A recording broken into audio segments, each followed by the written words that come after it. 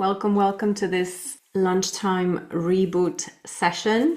Today, we are going to get into probably one of the most important topics and challenging areas in our day-to-day lives, which is, how do we manage our own emotions and help our kids manage theirs. And I'm already sort of mentioning a pretty important link there, which is that we've got to regulate ourselves first, and sometimes at the same time as our kids. So there's quite a lot to cover. I have tried to make this as practical as possible. So let's get into it. What I want to say from the outset is that parenting in and of itself is probably one of the most challenging areas of anyone's life. Parenting neurodivergent children and autistic kids in particular can feel emotionally on another level of intensity. And so what I want to do today is give you what I hope is a simple framework for working with our own emotions. And I'm also going to give you 3 practical tools that you can use in the moment when, things seem to be getting a little bit out of hand. And the objective here is to normalize emotions and to make peace with the fact that emotionally intense moments are part and parcel of parenting, of life, and that the goal here isn't to never lose our cool or to never have intense emotions or to only have the emotions that we find comforting or positive, quote unquote, but actually to be able to live with a wide range of emotions, some of which can be very unpleasant, but to do it without as much suffering. So to suffer less, to recover quicker from this intense emotional sort of moments, and to kind of learn from them as well, because I think they're invaluable. Emotions are really, really amazing, actually, and they have, for a very long time, had a very bad rep. So there will still be some discomfort because, again, emotions can sometimes be very, very, very uncomfortable to feel in ourselves and also to witness in other people. So let's just breathe. That is one of the tools I'm going to talk to you about, but let's just do it here as we start. Just wherever you are, unless you're driving, if you can, close your eyes or cast them downward slightly and just take a few breaths and then just feel your body.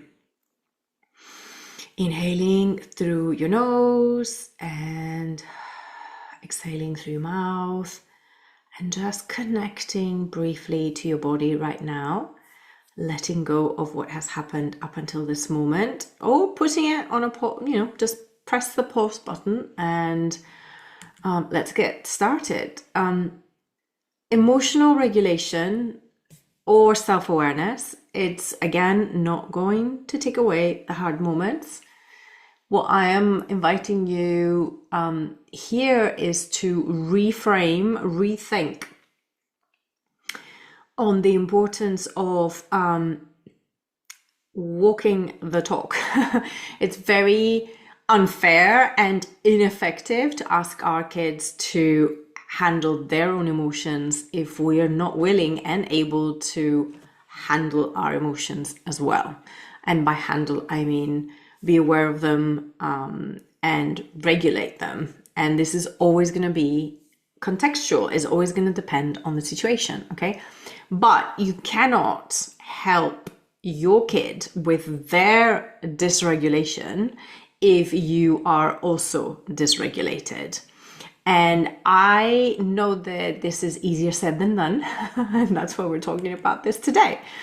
For those of you who might not know me, I'm Magüi. I'm a mindfulness teacher and a parenting coach, and I am also mom to Adrian, who is 15 years old, and has a diagnosis of autism and ADHD. And all my work is really focused on us as parents and our well-being, so that we can connect to our kids better. So, why is emotional self-regulation one of the most crucial aspects, I think, to life? In second place, to parenting. In third place, to parenting an autistic kid. Parenting an autistic kid specifically can be emotionally very intense. And I don't need to give you examples. I'm sure you have plenty of them from your own life. Emotions are highly contagious, and there's an evolutionary reason for this, okay? Because emotions are messengers that something's happening, that something might be wrong, that something might be unsafe, that something needs to happen. And therefore, because emotions are highly contagious, you cannot contain or help your child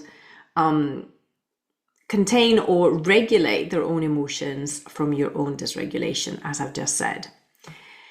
Many parents then feel ashamed of their own dysregulation, which is understandable and yet extremely unhelpful, because again, we are also oftentimes reacting to situations that to us are triggering or are where our emotions are trying to say to us, this is unsafe, or this is not what I want right now, or this is not what I can cope with right now. Okay, so I also want you to really think about the fact that emotional regulation is not a personality trait. It is a set of tools, a body of knowledge that comes from neuroscience and psychology that is learnable, that we can learn, that we can investigate, that we can sort of, basically it's self-knowledge, okay? Because although emotions are universal and are universally felt pretty much the same way by everyone, context will always be specific and will always be personal and individual. So this is all to say that emotional regulation is a practice, okay? It's a set of skills that you can learn, that you can practice, but it is above all self-knowledge, and it is a practice. So you get better the more you do it. So it's not something to do with your personality or your preferences, okay? So a few more expectations, because I think that this is really important. Emotional regulation does not mean that you shouldn't have big emotions or intense emotions, that you shouldn't have any meltdowns. And I'm talking about not just our kids' meltdowns, but our own meltdowns as well, because we have them too. Although as adults, they might show, and oftentimes do show differently. And it doesn't mean that you're not going to have difficult moments. What it does mean is that you're going to feel less guilty about having certain emotions and sometimes even having certain behaviors. The behaviors can be changed in yourself. They can, of course, also be changed in your kid, as in we can help them towards and steer them away from certain behaviors and towards other behaviors. But the emotion oftentimes will always be there. So being angry is being angry. There are a lot of things when you're angry that you shouldn't do, but being angry is part of our human experience. So it's not about getting rid of the anger. It's about understanding, oh, this is anger. It's about understanding what need has not been met and has led to the anger. And it's about understanding how we can express our anger in ways that don't hurt ourselves or others or things. So there's a clear difference between the emotion and the behavior. So again, when you know your emotional sort of landscape better, you can understand that you have choices. You can feel less guilty about how you express your emotions. by using and being able to have agency over the choices that you have for expressing your emotions, and also in repairing the situation, the relationship, or your own aftermath of feeling a very strong emotions. So essentially being able to move on from being in a particularly intense emotional state. So, as I said before, we are emotional beings, and there's nothing wrong with that. In fact, it's not only natural, normal, it is also necessary. So these are the three N's. It's natural, it's normal, it's necessary. Emotions are information. They are not a problem. And they are not second or third place in terms of their value in how we make decisions. They are at the core of our decision-making process, even if oftentimes we might not be, fully conscious of it, okay?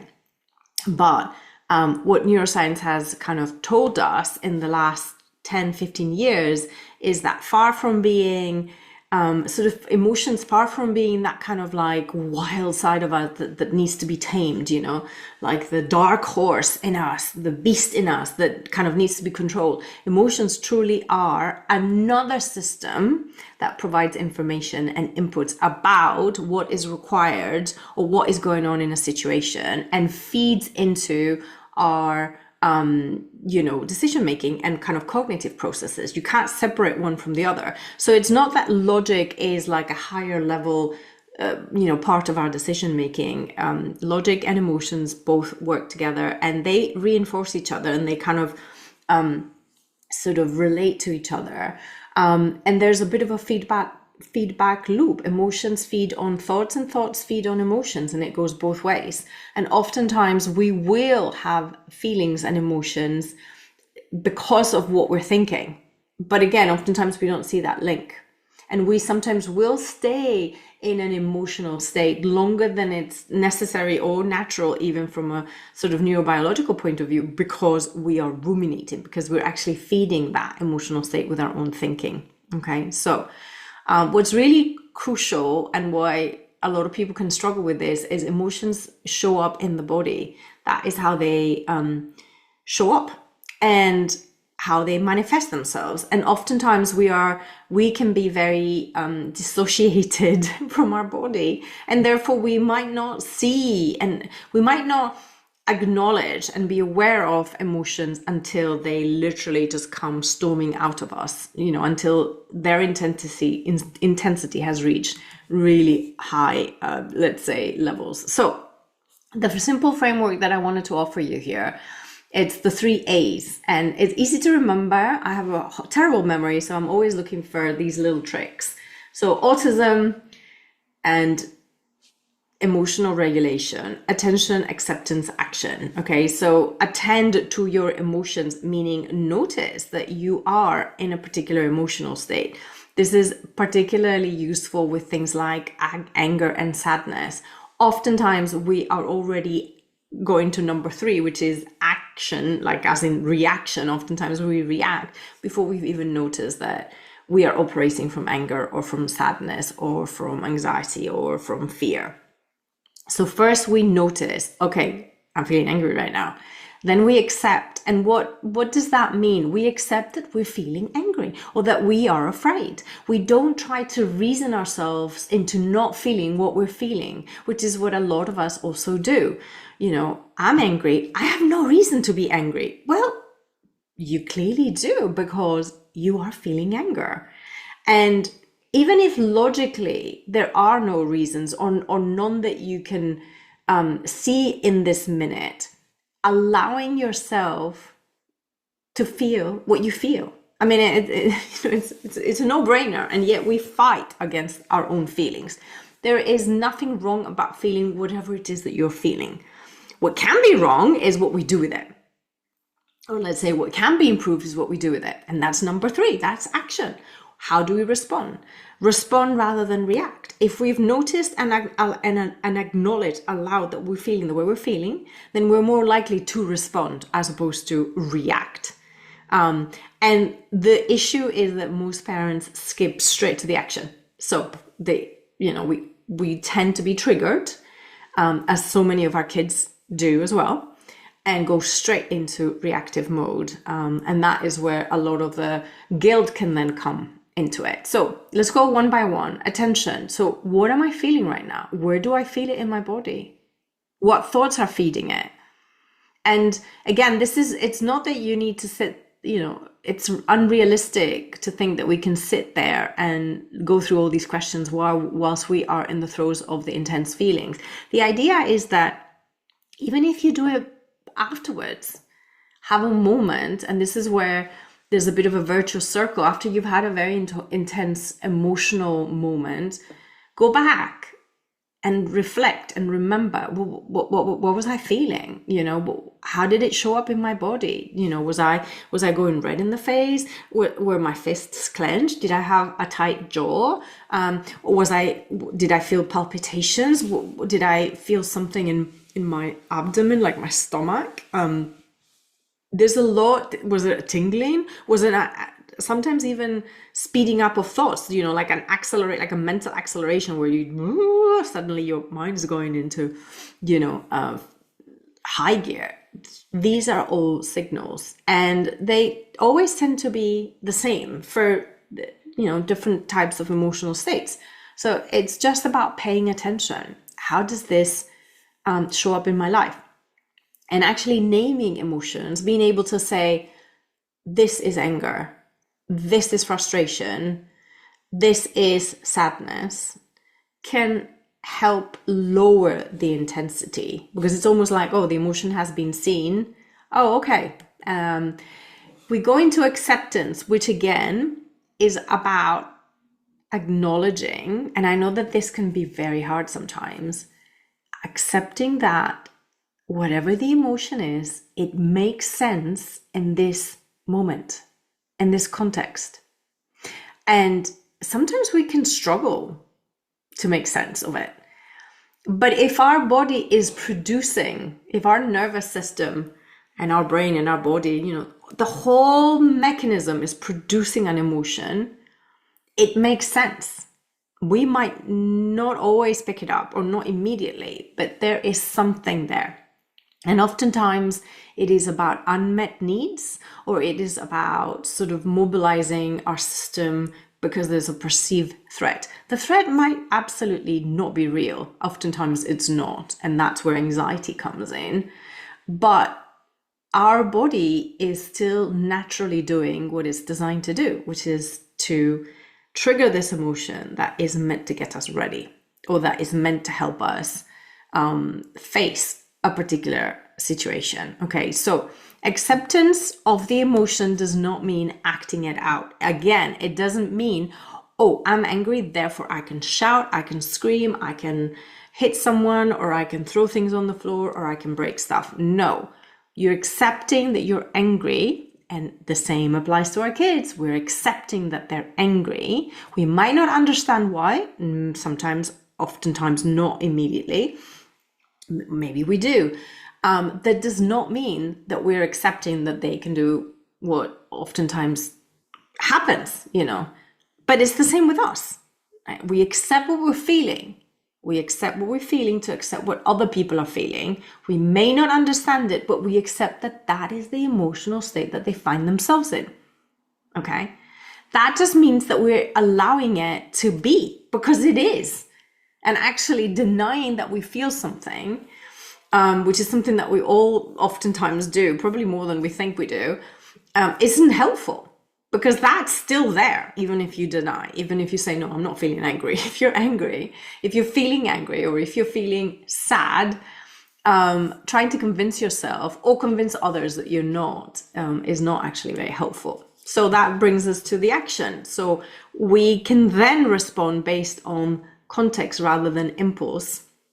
And this is something that obviously we can model for our kids. I mean, this is a lifetime work, okay? Because I know this stuff, I teach it all the time, and yet every now and then I also lose the plot, and I also have a bit of a meltdown. So And we'll see in a moment why that is and why there's something we can do about that before it happens. Very important also to say here that your kid, your husband, your wife, your partner, your mom, your mother-in-law, nobody else is responsible for our emotions. Their actions could be triggered, and oftentimes are, for us feeling sad, frustrated, angry, fear, afraid, of course. But that does not then mean that their actions are responsible. Again, we can feel triggered by certain things, and our spouse might not be triggered by exactly the same things. So that is in us, okay?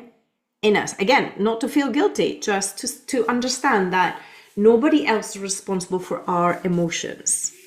They might be a factor that explains what we're feeling, but that is not the same as responsibility. And very important as well, after whatever happens, when things have calmed down a bit, or when we feel that the emotional intensity has kind of come down a bit, to release the story. Because again, this is where we tend to then feed the ecosystem of emotions. If he didn't say these things to me, or if he didn't do that, or if only my son could do this, or if only my daughter was able to have friends, or whatever, all kinds of stories. And that is what keeps us in sort of more, let's say, underlying chronic emotional states like anxiety, like frustration, which are, let's say, less intense than, say, full out anger or full out fear, but they can stay with us for hours. They can stay with us for kind of days, really. So I'm going to give you 3 tools, but I want to talk to you about this virtuous circle of paying attention before, during, and after. This is really important because, again, oftentimes we think of emotional regulation as or management as something you do in the moment when something, when the proverbial poop has hit the fan, and tempers are flaring. But what I'm saying to you here is that it is very important to understand that our capacity for dealing with emotionally intense situations, whether it's on our own or with other people, really depends on our own nervous system and how depleted or not it is. So your body budget, how are you for sleep, for food, sensory load, it's not just our kids. We're all sensory beings as well. And the sensory load is something that I've discovered through the years has a massive impact on my ability to regulate myself in terms of emotional responses and awareness and rest, So it is, you could have the same situation one day on a Monday, you could have it again on a Tuesday, especially if this situation has to do with something to do with your kid, something that your kid struggles with. And your response could be very different from one day to the next. And that is going to depend very much on how you are. And this is why self-care and, being very clear about what's feeding you and what's depleting you is so important. And I know that we all have, responsibilities that we can't duck out of. And there are limits to how much we can take care of ourselves because, again, responsibilities. But this is really, really, really important. In the moment, keep it simple, okay? So when emotions peak, first regulation of yourself and then solutions.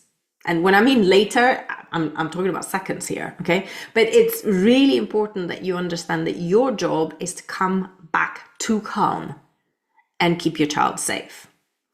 So oftentimes, in particular, in the relationship with our children, in the relationship with our autistic kids, the almost instinctual reaction is to go straight to them and try to stop what's happening with them, with their emotions. It is very much a kind of like, this needs to stop, or this needs to change, or this can't be happening. That is one way that you're trying to regulate your own emotions, your own discomfort, your own frustration, your own fear, your own anxiety. And that is fine. become aware of it and realize that the minute you realize that you're rushing to fix someone else, you need to do a bit of a U-turn in your mind and check in with yourself. How am I feeling? I'm being triggered. That's fine. I mean, that is what it is. But it's okay. I need to, here are the 3 tools that I would like to give you. Breathe. Yes, breathing. Breathing is the fastest regulator of the nervous system. Okay. It's always available for us. We don't use it enough. Focus on the exhalation. Try to sort of make it slower. That helps to activate the parasympathetic nervous system. What we're talking about here is not a full-blown, mindfulness sort of breathing exercise. We're just talking about becoming aware of your breath and trying to focus on exhaling slowly. That can reset that fight, flight, freeze, sort of instinctual reaction, which is truly automatic, especially with regards to emotions like fear. Okay, or sadness or anger. Okay, so breathe. Change your physical state. So this is about, if you can, step away. If you cannot, move your body, change your posture, drink water, chew on something. Working on releasing the jaw is very, very, very helpful. And it can really, again, release a lot of the sort of neurotransmitters that flood our system with adrenaline and norepinephrine. I can never say it, but basically the stress response. Okay. Refocus on needs. And this doesn't have to be a big thing. It can just be, okay, my child is throwing a tantrum or having a meltdown or collapsing, or I can see that it's building up. And actually oftentimes when it's not, 0 to 100, but rather you see it simmering, and that can be a trigger for our own anxiety, because we're already anticipating that there is going to be a meltdown or that there is going to be a huge spike in intensity. So understand, just become aware that, oh, I'm also simmering. My child is simmering and I'm also beginning to simmer. So what is the need? So again, instead of, this is wrong, he shouldn't be feeling that, she shouldn't be feeling that, saying that, doing that. What is the need? What is the unmet need? What is the need that needs to be met? Is it mine? Is it my child's? Separate, because oftentimes as parents, our need is that our child should be safe, that everybody should be safe, and that our child should not attract too much attention from other people. And that's a secondary or even tertiary kind of layer. The first layer being safe. You don't want your kids' behavior to, in some ways, make you stand out. Okay, and this is a bit of a safety thing, oftentimes very unconscious. Again, that's my need. That might not be your child's need. Your child needs to communicating that something's not right, that they need something. And oftentimes they can do it with behaviors that are socially inappropriate. So there's a difference there. What's the real problem right now? So this is something that I often will say to myself, and it's almost like a mantra. What's the real issue here? What's the real issue? Because again, emotions sometimes can take us into stories of, oh, because this happened, because that happened, because he did that, because she said that. But it's like, no. But right now, what is the problem right now? What is the unmet need? Why is this emotion here? What is this emotion trying to tell me? Or what do I think the emotion my child is feeling is trying to tell them? And this is hard because, again, our children are in their bodies and in their brains, and we're not in them with them. So oftentimes it can be hard to have absolute certainty about why someone else is feeling the way they're feeling, even if that person is our own child. And then after the storm, so before, during, after the storm, be kind to yourself, be kind to anybody else who has gone through a very intense emotion.